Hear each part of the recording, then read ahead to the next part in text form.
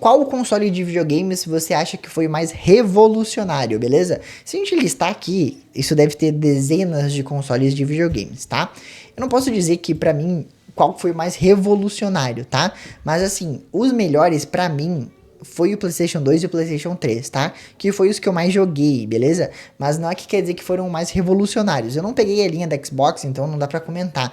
Mas eu acho que PlayStation 2 ou 4, o 3 não teve tanta diferença assim, mas o 4 foi um console muito revolucionário pra mim. Antes da gente entrar nas discussões, comenta aqui embaixo qual que é o console pra você que foi mais revolucionário, que assim, trouxe mais coisas novas, trouxe mais jogos bons, revolucionou a indústria como ela é.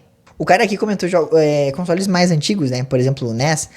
A Atari vacilou pesado na época e causou a crise, cimentando para muitos a ideia de que o meio era apenas um brinquedo passageiro para crianças.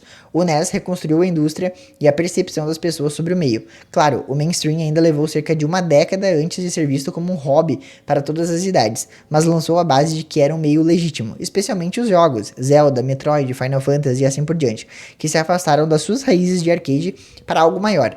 Nada disso provavelmente teria acontecido sem o NES, ou teria demorado muitos anos até que o hobby encontrasse seu espaço no mainstream, né? O cara quis comentar, eu não joguei o NES, nunca joguei, na verdade, não peguei essa fase também.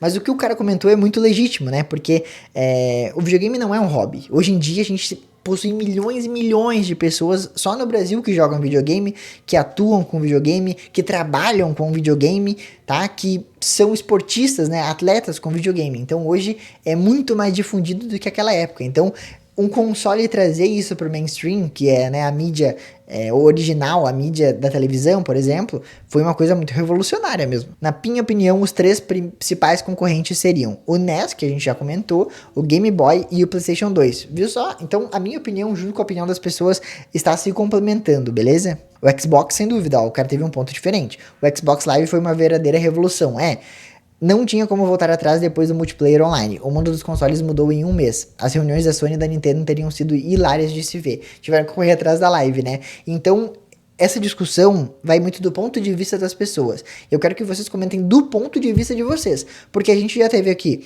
o pessoal do NES ali, de toda a mídia mainstream.